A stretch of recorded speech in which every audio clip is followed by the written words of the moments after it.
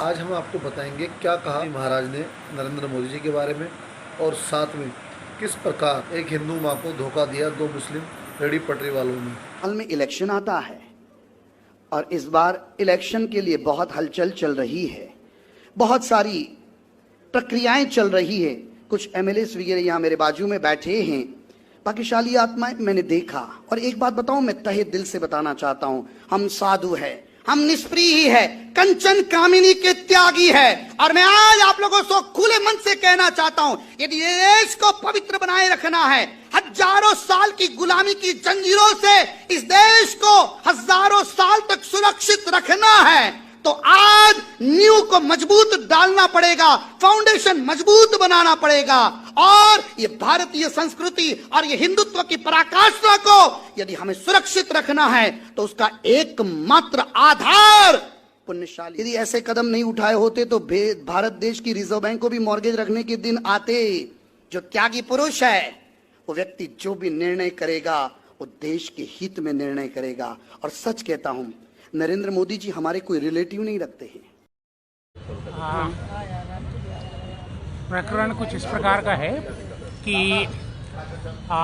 यहाँ फुहारे में वो खादी भंडार के पास में एक बंगाली हिंदू परिवार रहता था जो कि मालगुजार।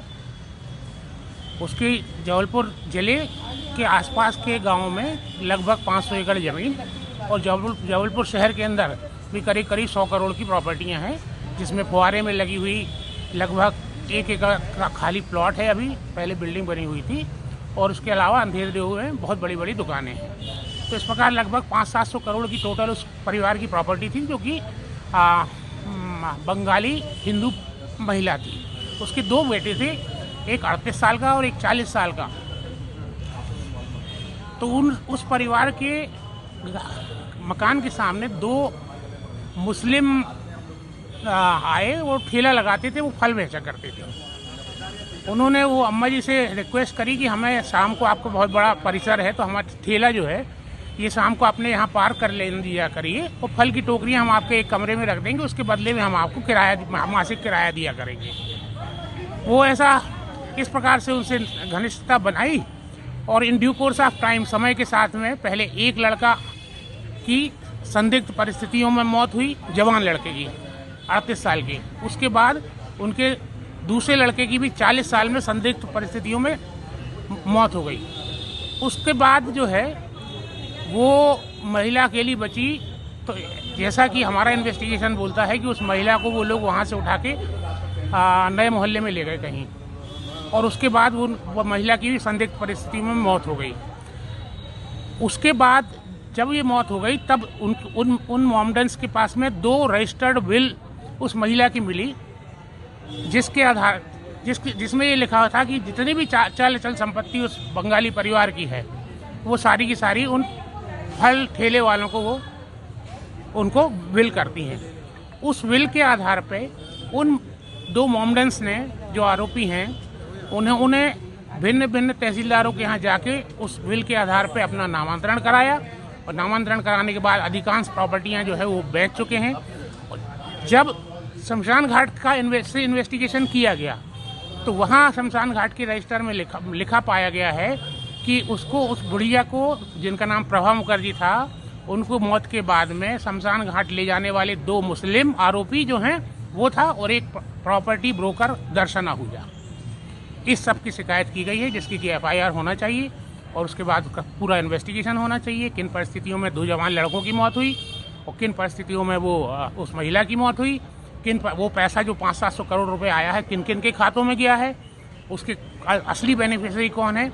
और इसके पीछे जो लैंड, इसको अपन बोलेंगे कि ये लैंड जिहाद का मामला है कि मुसलमानों ने एक बंगाली परिवार को एक क्रिमिनल कॉन्स्पिरेसी करते हुए उनकी हत्या भी करी और उनकी 500-700 करोड़ की प्रॉपर्टी भी हड़प ली। मैं डॉक्टर प्रशांत पाठक, एडवोकेट हूँ, हाईकोर्ट सुप्रीम कोर्ट में प्रैक्टिस करता हूँ। 2 दिन पहले नोट पर भगवान की फोटो की बात करने लग गए, लेकिन अब एक RTI से खुलासा हुआ है कि वक्फ बोर्ड को लगातार पिछले 5 साल में करीबन 100 करोड़ रुपए से ऊपर का पैसा अरविंद केजरीवाल वक्फ बोर्ड को दे चुके हैं, जो कि दिल्ली की जनता की गाड़ी टैक्स की कमाई का पैसा है। आरटीआई साफ साफ कहती है 2015-16 में ये अमाउंट 1 करोड़ 25 लाख रुपए थी। 16-17 में अमाउंट बढ़ के 1 करोड़ 37 लाख हुई। 18 में अमाउंट सीधे 5 करोड़ हो जाती है, पता नहीं कौन सा इन्फ्लेशन है। उसके तुरंत बाद 18-19 में 8 करोड़ 85 लाख, 19-20 में 22 करोड़।